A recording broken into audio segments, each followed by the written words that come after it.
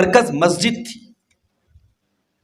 جس مسجد کو آپ نے مدینہ میں قائم کیا وہ صرف 5 وقت کی نماز کے لیے اور جمعہ کے خطبے کے لیے استعمال نہیں ہوتی تھی. وہ مسجد آپ کی پارلیمنٹ بھی تھی، جہاں آپ اپنے صحابہ کرام کے ساتھ امت کے مسائل پر تبادلہ خیال اور مشورہ کیا کرتے تھے. وہ دار القضاء بھی تھی، جہاں طلاق، نکاح اور لعان کے مسائل حل کیے جاتے تھے. وہ مسجد قیدیوں کے لیے قید خانہ بھی تھی. وہ مسجد ایک درس گاہ بھی تھی، جہاں اصحاب صفہ دین کی تعلیم حاصل کرتے تھے. وہ مسجد ایک فتویٰ سینٹر بھی تھی، جہاں صحابہ کرام اور صحابیات آ کر کے اپنے دینی مسائل کو حل کرتے تھے. تو الغرض اللہ کے پیارے نبی کے دور میں، صحابہ کرام کے دور میں اور قرون اولیٰ میں مسجدیں جو تھیں یہ ملٹی پرپز تھیں.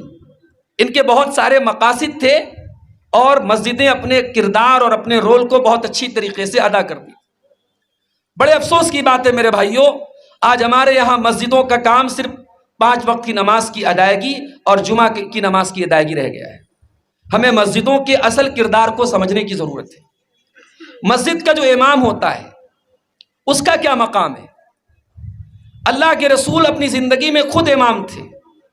آپ کے بعد خلفائے راشدین جو امت کے امیر ہوتے تھے، امت کے سب سے بڑے پوسٹ اور عہدے پر ہوتے تھے، وہ مسجد کے امام ہوتے تھے.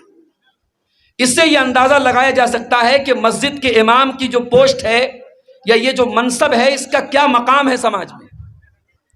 مسجد کا امام صرف نماز پڑھانے کا کام اس کے ذمہ نہیں ہے، وہ لوگوں کی رہنمائی بھی کرتا ہو، وہ فقہی مسائل میں لوگوں کو مسئلے مسائل بھی بتاتا ہو، پھر وہ اپنے کردار کے اعتبار سے اتنا روشن ہو کہ لوگ اس کی مثال دیتے ہو کہ ہمارا امام ایسا ہے، اس کے قول و عمل میں تضاد نہ ہو، امت کے حالات پر اس کی گہری نظر ہو، دنیا میں کیا چل رہا ہے، سماج میں کیا چل رہا ہے، کون سے فتنے جنم لے رہے، کون سی برائیاں پنپ رہی ہیں. ایک مسجد کے امام کو، ایک ممبر کے خطیب کو ان حالات کو جاننے کی بڑی سخت ضرورت ہے میرے بھائی. میرا موضوع ہے کہ ان ائمہ اور ان خطبہ کے مسائل کیا ہیں. مسائل کی اگر ہم بات کریں تو جو سب سے پہلا مسئلہ ہے وہ ہے فائنینشیل مسئلہ. آج ملک کی ایک بڑی تعداد میں مسجدوں کے ائمہ کی تعداد ایسی ہے جن کی مہینے کی تنخواہ ایک معمولی مزدور کو مہینے میں ملنے والی مزدوری اور پیسے سے بھی کم ہے. اور ہم یہ کہہ کر کے اپنے دل کو تسلی دے لیتے ہیں کہ صاحب مولوی کے پیسے میں بڑی برکت ہے، مولوی بیچارہ بڑی کم تنخواہ میں گزارا کر لیتا ہے. بھائی برکت کے لفظ کو بدنام نہ کیجئے. 5-6 ہزار کی معمولی سی تنخواہ پر نہ جانے کتنی مسجدوں کے ائمہ آج اپنا کیسے گزارا کر رہے ہیں. امت کو اور امت کے سرمایہ داروں کو، امت کے مالداروں کو، امت کے خوشحال لوگوں کو کیا یہ سوچنے کی ضرورت نہیں ہے؟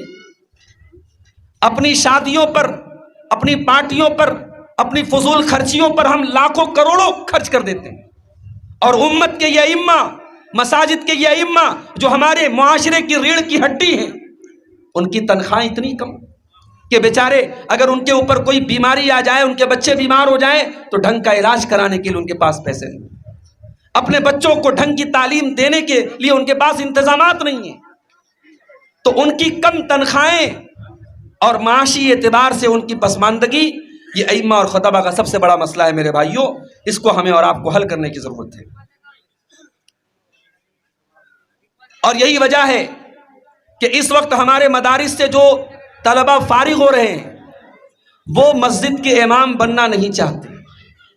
ہمارے پاس ملک کے طول و عرض سے فون آتے ہیں، مولانا ہماری مسجد کے لیے کوئی ڈھنگ کا امام بتا دو، ڈھنگ کا امام بتا دو، ہم اچھی تنخواہ دینے کو تیار ہیں، مگر باصلاحیت جو فارغین ہیں جن کے پاس اچھا بولنے کی، اچھا لکھنے کی صلاحیت ہے، وہ نہیں آنا چاہتے اس لائن میں. وہ نہیں چاہتے لوگوں کے تانے سننا، وہ نہیں چاہتے لوگوں کے غلام بننا. اس لائن کو اور اس فیلڈ کو آج اتنا مطعون کر دیا گیا کہ آج مسجد کی امامت اور ممبر کی خطابت کو لوگ قبول نہیں کرنا چاہتے.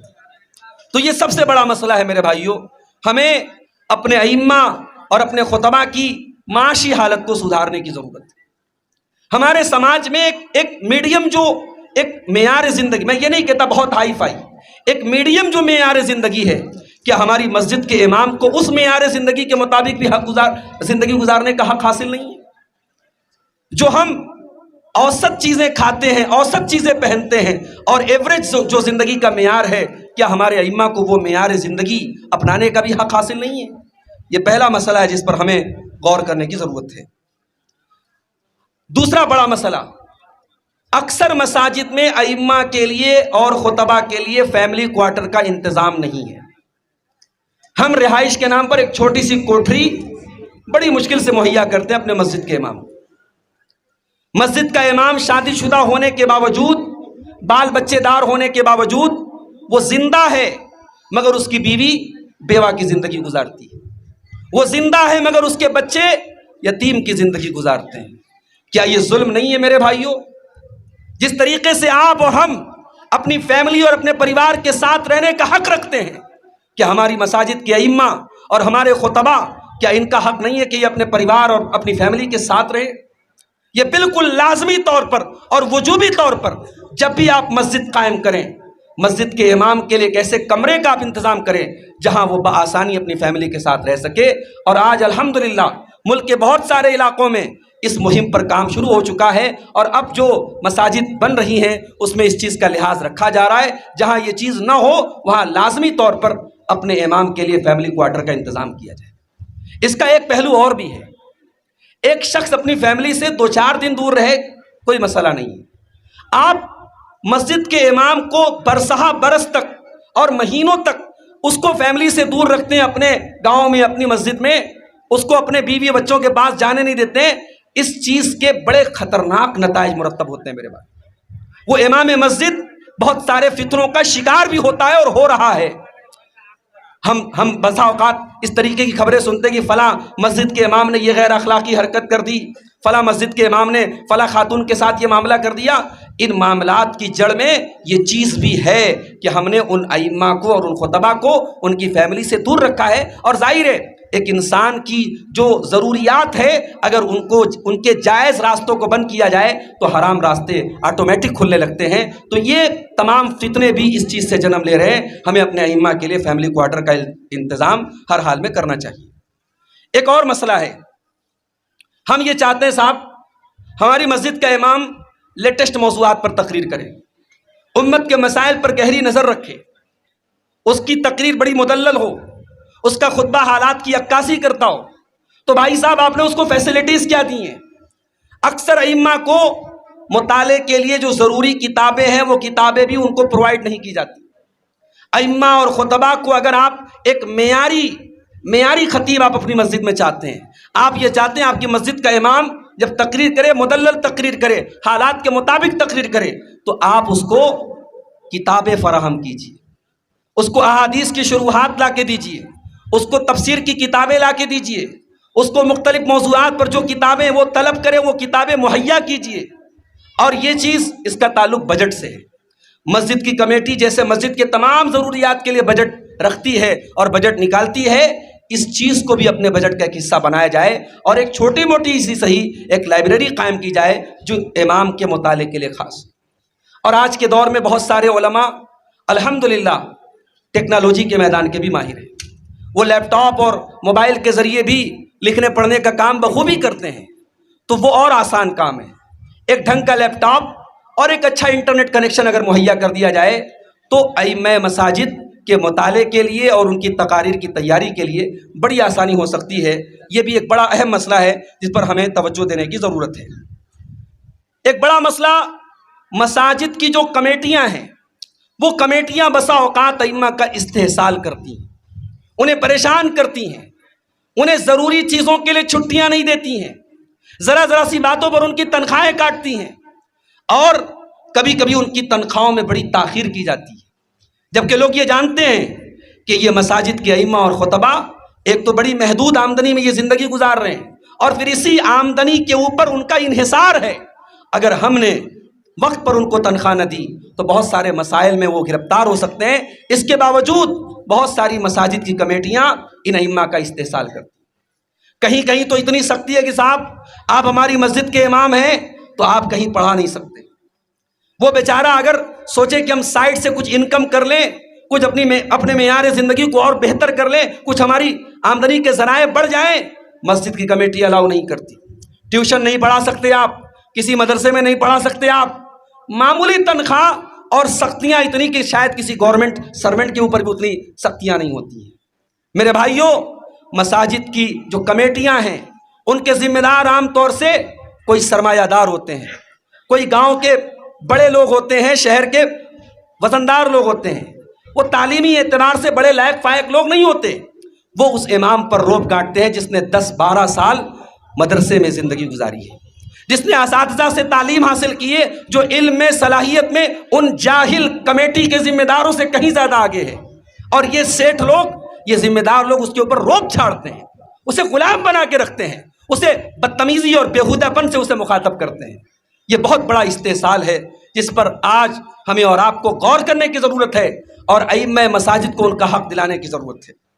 اسی طریقے سے ایک بڑا مسئلہ یہ بھی ہے کہ کہیں اگر کوئی پروگرام ہوتا ہے، کوئی اجلاس ہوتا ہے اور اس میں باہر کے علماء آتے ہیں، تو ہم یہ منظر بھی ہم دیکھتے ہیں کہ باہر کے علماء کی تو ماشاء اللہ بڑی پذیرائی ہے اور ہونی بھی چاہیے، لیکن جو اس محلے کا، اس علاقے کا جو امام ہے، اس کے ساتھ بڑی ناانصافی ہوتی ہے، اس کی بڑی حوصلہ شکنی ہوتی ہے۔ جو بیچارہ سال بھر آپ کی مسجد میں خطبہ دے رہا ہے، آپ کے محلے میں، آپ کے گاؤں میں پروگرام ہوا، آپ اس اسٹیج پر اسے 5-10 منٹ بولنے کا بھی حقدار نہیں سمجھتے؟ کیا یہ ظلم نہیں ہے میرے بھائی؟ اس امام مسجد کی حوصلہ شکنی کرنا، اس کے حوصلے کو توڑنا، اسے نیچا دکھانا، اور باہر سے آنے والے مہمانوں کے سامنے اس کو کوئی وقت نہ دینا، کیا یہ ظلم نہیں ہے؟ اس پہلو پر بھی ہمیں غور کرنے کی ضرورت ہے۔ ائمہ مساجد کے ساتھ یہ ظلم بھی ہو رہا ہے۔ اسی طریقے سے ہم یہ دیکھتے ہیں کہ ہمارے ہاں جب کوئی شادی وغیرہ ہوتی ہے، کوئی تقریب ہوتی ہے، تو ہم اس تقریب میں، اس شادی بیاہ میں، اس دعوت میں ہم تمام لوگوں کو شریک کرتے ہیں۔ امام صاحب کو ہم تب بلاتے ہیں جب ہمیں نکاح پڑھوانا ہو۔ امام آپ کے معاشرے کا ایک اہم فرد ہے، اپنے خوشی اور غم میں آپ شریک کریں اسے، اور امام کو بھی چاہیے کہ وہ صرف ایک کھانا پوری نہ کرے، اسے یہ احساس نہ ہو کہ میں تنخواہ پا رہا ہوں 5 ٹائم کی نماز کا، وہ اس سماج کا ایک حصہ بنے، اس سماج کے سکھ دکھ کا ایک حصہ بنے۔ اللہ کے پیارے نبی صلی اللہ علیہ وسلم صحابہ کرام کے ساتھ کیسے رہتے تھے میرے بھائیوں؟ اگر کبھی کوئی صحابی مسجد میں نظر نہ آتا، اللہ کے نبی اس کا حال دریافت کرتے، اگر معلوم ہوتا کہ وہ بیمار ہے، اللہ کے پیارے حبیب اس کی تیمارداری کے لیے جاتے۔ آپ لوگوں کے حالات پر نظر رکھتے، تو ایک امام مسجد کو اور ایک خطیب منبر کو یہ چاہیے کہ وہ لوگوں کی زمین کے مسائل سے جڑے، لوگوں کی خوشی اور غم میں شریک ہو، اور لوگ بھی اسے اپنے گھر کا اور اپنے خاندان کا ایک فرد سمجھے۔ اسی طریقے سے ائمہ اور خطبہ کے مسائل میں ایک بڑا مسئلہ یہ بھی ہے کہ شہر اور علاقے کے جو ائمہ ہوتے ہیں ان کا آپس میں کوئی ربط نہیں ہوتا، جبکہ آج بہت آسان ہے۔ آج واٹس ایپ پر کوئی گروپ بنایا جا سکتا ہے، آج ٹیلی گرام پر کوئی چینل بنایا جا سکتا ہے جس میں مان لیجیے ارریہ کا علاقہ ہے، کٹیہار کا علاقہ ہے، سیمانچل کا علاقہ ہے، پورے علاقے کے جو ائمہ ہیں ان کا ایک پلیٹ فارم ہو، ایک گروپ ہو جس میں تمام مساجد کے ائمہ اور خطبہ جڑے ہوں۔ اس سے کئی ایک فائدے ہیں۔ بسا اوقات ایسا ہوتا ہے کسی امام کے ساتھ کوئی مسئلہ ہے تو اس مسئلے سے سب کو واقفیت ہو جاتی ہے اور لوگ ایک دوسرے کا تعاون بھی کر سکتے ہیں۔ اور دوسری چیز ہے کہ کبھی کبھی ایسا بھی ہوتا ہے کہ کوئی ایک موضوع پر تمام مساجد میں خطبہ دینے کی ضرورت، کوئی ایسا موضوع ہوتا ہے جو وقت کی ضرورت ہوتی ہے، جو بڑا حساس موضوع ہوتا ہے، اگر اس طریقے کا متحدہ پلیٹ فارم ہو تو تمام ائمہ اس ایک موضوع پر بیک وقت خطاب کر سکتے ہیں۔ اس طریقے کا ایک متحدہ پلیٹ فارم بھی ائمہ کا ہونا چاہیے۔ اور آخری چیز یہ ہے میرے بھائیوں کہ ائمہ اور خطبہ بھی انسان ہوتے ہیں، ان کے ساتھ بھی مسائل ہوتے ہیں، ان کے ساتھ بھی مشکلات ہوتی ہیں۔ ہم اور آپ ان کو اپنے سے بڑی مخلوق کیوں سمجھتے ہیں؟ اگر کسی دن ایسا ہوا کہ امام صاحب کی فجر کی نماز میں نیند نہ کھل سکی تو مسجد کا ہر آدمی ان سے محاسبہ کرنے لگتا ہے۔ انسان ہونے کے ناطے کبھی ایسا ہو سکتا ہے کہ وہ سوئے رہ گئے، کبھی ایسا ہو سکتا ہے کسی ضرورت سے مارکیٹ گئے اور ایک وقت کی نماز میں وہ وقت پر حاضر نہ ہو پائے، کسی اور کو نماز پڑھانا پڑ گیا۔ اس طریقے کی چھوٹی چھوٹی چیزوں کے لیے امام کی جس قدر گرفت کی جاتی ہے اور جس قدر حساب لیا جاتا ہے، یہ بڑا ہی مذموم طریقہ ہے میرے بھائیوں۔ ہمیں ائمہ کی ضروریات اور ان کے بشری تقاضوں کو سمجھنے کی ضرورت ہے۔ بڑے افسوس کے ساتھ کہنا پڑتا ہے بعض ائمہ ساری زندگی مسجد میں امامت کراتے ہیں اور عمر کے جب اس مرحلے میں پہنچتے ہیں جب بدن کمزور ہو جاتا ہے اور اللہ نہ کرے کسی بڑی بیماری میں مبتلا ہو جاتے ہیں تو دوا علاج کے لیے وہ لوگوں کے در در جا کے بھیک مانگتے ہیں۔ ہمیں کوئی ایسا نظام بھی بنانا پڑے گا، ایک گورنمنٹ نوکری کرنے والا، سرکاری نوکری کرنے والا جب ریٹائر ہوتا ہے 60 سال کے بعد، اس کے لیے پینشن کا انتظام ہے، اس کے مستقبل کے لیے ایک سہارا ہے۔ وہ امام مسجد جس نے ساری زندگی آپ کے بچوں کو قرآن پڑھایا، آپ کو ممبر سے تقریریں کر کے آپ کے معاشرے کی اصلاح کی اور آپ کو نماز پڑھاتا رہا، آج عمر کے جب اس مرحلے پر ہے، جب وہ کمزور ہو چکا ہے، ریٹائر ہو چکا ہے، کام کرنے کے لائق نہیں ہے، تو وہ بیچارہ نان شبینہ کے لیے دوسروں کا محتاج ہو جائے، دوا علاج کے لیے دوسروں کا محتاج ہو جائے، لوگوں سے مدد مانگتا پھرے، یہ طریقہ مناسب نہیں ہے میرے بھائی۔ ہم نے اس معاشرے میں ان ائمہ کو دیکھا جن کی جوان لڑکیاں ہیں، ان کی شادیوں کے لیے ہم نے لوگوں کو بھیک مانگتے دیکھا۔ ابھی آج ایک صاحب میرے پاس آئے، مولانا میری 3 بیٹیاں ہیں، غریب آدمی ہوں، مسجد میں نماز پڑھاتا ہوں، رمضان میں میں حافظ نہیں ہوں، 3-4 پارے یاد ہیں، میں رمضان میں تراویح بھی پڑھاتا ہوں۔ اب لوگوں کو اس پر بھی اعتراض ہے کہ نہیں ہم حافظ کو لائیں گے، آپ حافظ نہیں ہیں، اب حافظ کو لا کے تراویح پڑھائیں گے اور رمضان میں اس امام صاحب کو بیچارے کو جو ہدیہ وغیرہ ملتا ہے وہ اس کو نہیں ملے گا۔ وہ درد انہوں نے آ کے مجھے بیان کیا۔ میرے بھائیوں، ہم اپنے ائمہ اور اپنے خطبہ کہ ان کو معاشی اعتبار سے اتنا فارغ کر دیں کہ وہ کسی کے محتاج نہ رہیں۔ یہ چند مسائل اور اس کے تعلق سے چند دل کی باتیں تھی جو میں نے آپ کے سامنے رکھی ہیں۔ اللہ سے دعا ہے رب العالمین ہمیں اپنے ائمہ اور خطبہ کا احترام کرنے اور ان کا حق انہیں دینے کی توفیق عطا فرمائے۔ رب العالمین ہمیں علماء سے جڑنے کی، علماء حق سے جڑنے کی اور ان کی صحیح تعظیم و احترام کرنے کی توفیق عطا فرمائے۔ آمین۔ وآخر دعوانا الحمد للہ رب العالمین۔ والسلام علیکم ورحمۃ اللہ وبرکاتہ۔